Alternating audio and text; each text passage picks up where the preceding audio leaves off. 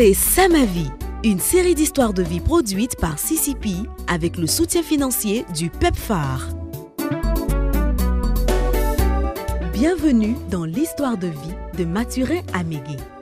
Chaque semaine, Mathurin revivra avec vous un épisode marquant de sa vie. La première étape de notre série de 12 épisodes ramène Mathurin dans son village à Gozio-Guinée dans la région de Mans. Il revient dans son village avec sa famille après 7 ans d'absence. Mathurin a alors 33 ans et il travaille comme égreneur à la CIDT à Mankono. Mathurin est marié à Sylvie dont il a 2 enfants. L'aîné, une fille, a 5 ans tandis que le garçon a 2 ans. Mathurin est heureux de retrouver sa famille et son village après tant d'années. J'étais content de retrouver la famille car je n'étais pas revenu au village depuis longtemps. Les vacances ont bien commencé. Le matin du 5e jour, alors que ma belle-mère préparait du foutou manioc à la sauce longue avec les chenilles dedans et que je bavardais avec mes amis qui étaient venus me voir avec du bangui blanc, subitement, j'ai senti un coup, comme si on m'avait frappé. J'ai senti une douleur atroce dans mon cou et j'ai crié.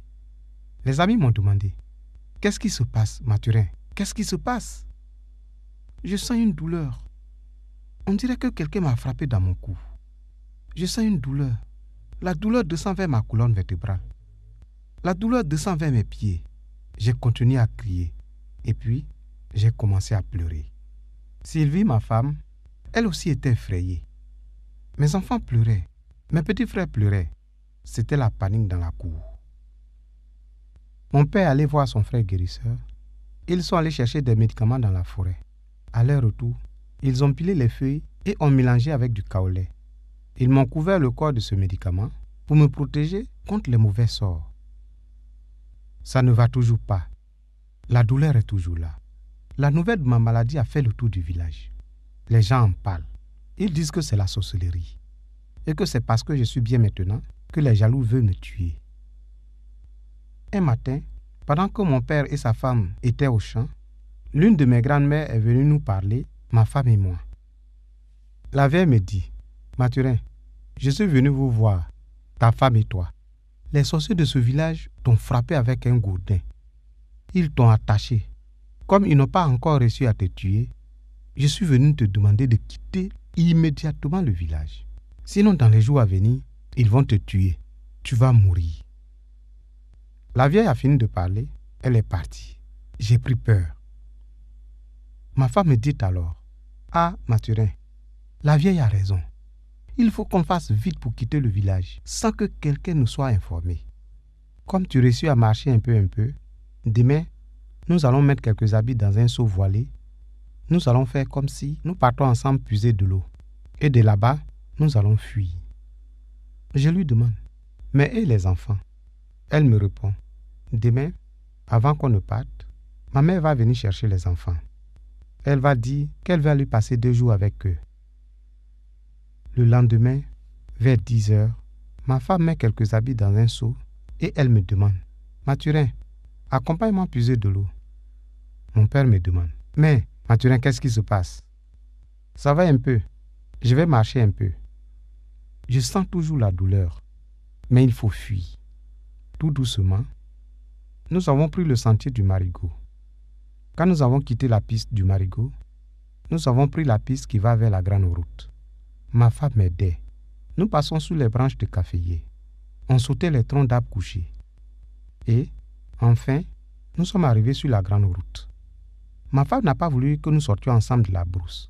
Donc, elle m'a laissé en arrière. Elle s'est mise sur la route pour arrêter un véhicule. Quand le Dina s'est arrêté, elle a jeté le seau. Elle a pris le sac seulement et elle m'a aidé à monter dans le Dina. Nous avons eu la chance. Pour aller à Mans, le véhicule devait traverser notre village. Mais le chauffeur ne s'est pas arrêté. Quand le Dina a traversé notre village, je me suis abaissé pour ne pas être reconnu. Plus tard, nous sommes arrivés à Mans. Ensuite, nous avons pris une voiture pour Séguéla. Et là, un autre véhicule pour Makuno. Nous sommes arrivés le soir à la maison. Le lendemain, ma femme et moi nous sommes allés à l'hôpital. Le médecin m'a mis sous perfusion.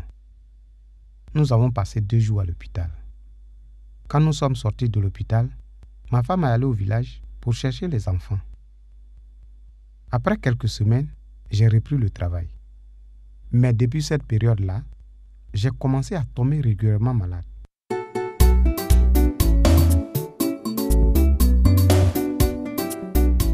Ici se referme le premier épisode de l'histoire de vie de Mathurin Amégué.